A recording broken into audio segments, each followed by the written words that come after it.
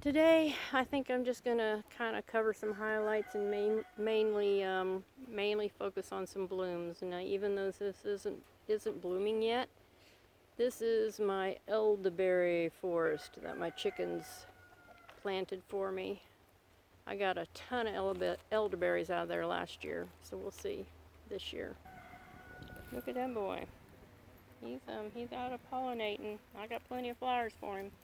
Anyway, this isn't blooming yet. It's Echinacea, coneflower. It's really good medicinal. Also, it's good for immune support. And then this followed me from Indiana. It's called ground ivy or gill over the ground. It's real high in vitamin C. It's good for teas, and it's got a multitude of uses. And it actually smells pretty good. Yep. It's not got kind of a minty smell. It belongs to the mint family. This guy I brought down from Indiana with me. It struggled last year. The first year didn't do anything, but then last year it struggled. It had a real problem with aphids, and this year it's doing really well, and it's already done blooming. As you can see, it's got berries.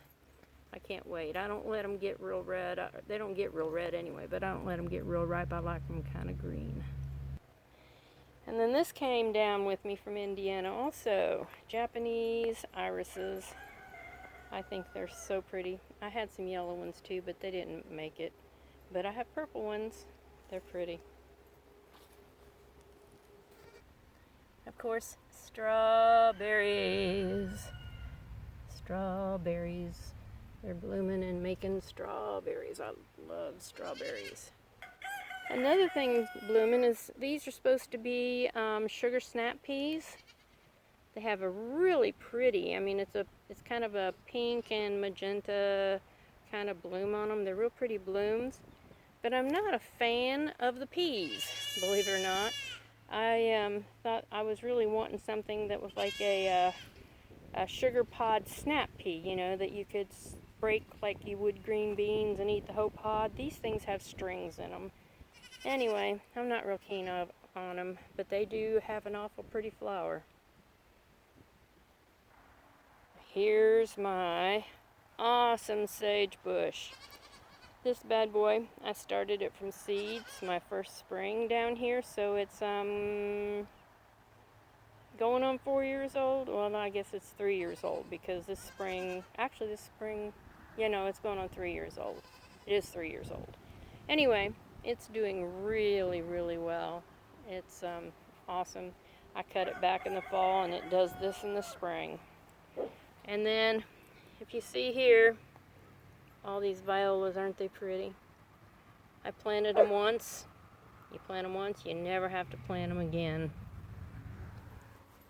And then I have an ignorant dog that likes to torment every animal on the place. She thinks she's in charge of them and that they should do what she wants. That's Ava. She's the herder.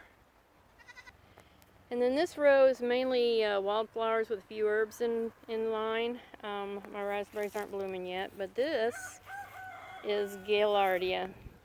I planted a pack of wildflower seeds when first spring that I moved here, and some of the stuff just keeps coming back year after year, and one of them's this Gaillardia. It comes back every year. Isn't it pretty? And then this I planted from seed. It's not blooming yet, but this is balloon flower. And then I have, okay, let me get the shadow out of there. That is a shasta daisy. This is yarrow, which is really good for all kinds of medicinal things. It's good for colds and flus. And the leaves, if you've got a cut that doesn't want to stop bleeding, if it's not too bad, you just mush that up, stick it on there, and it'll stop the bleeding. And I have Sweet Williams, a bunch of Sweet Williams.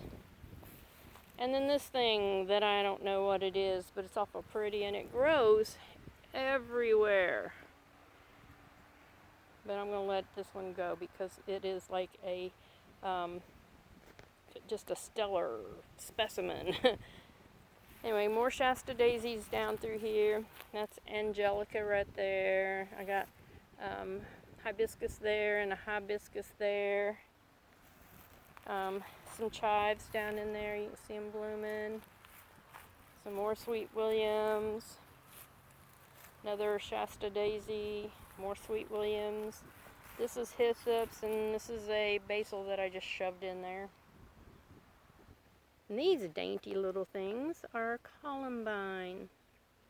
I started them from seed also. You know, I can't even think of anything that I've actually bought the plant that I planted here. I like to start things myself and grow them.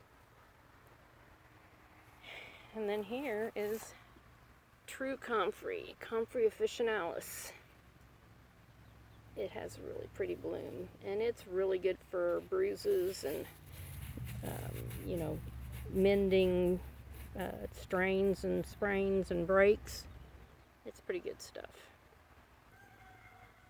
Okay, not very showy, but this is white hornhound.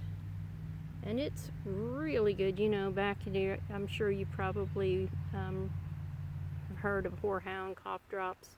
Well, this is the stuff. It helps relieve coughs and colds. It really kind of stinks, in my opinion, but it's good for you.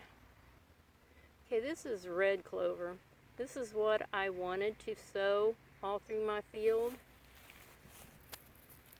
This is crimson clover. This is what the co-op gave me when I asked for red clover. Not the same thing. This is just Dutch white, which there's 3 clovers and they're good stuff, but not what I wanted. Here's another little thing. I don't know if you know what they are or not. They're blue-eyed grass.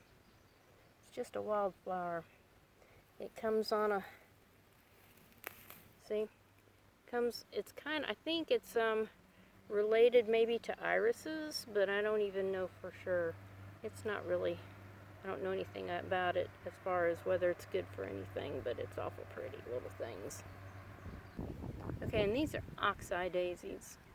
Up on the wildflowers, I have they're called shasta daisies. They're a bigger, they're a daisy that gets about this big, where these are indigenous and grow wild, and they're called oxeye daisies. And last but not least, I'll show you the blackberries are blooming. Looks like I'm probably going to have a bumper crop this year. These are wild blackberries. They're thorny, so you pay you pay to pick these guys, but they're awful good. Well, this is my Tennessee home. I hope you enjoyed the flower show and a little bit of information, and I'll talk to you later.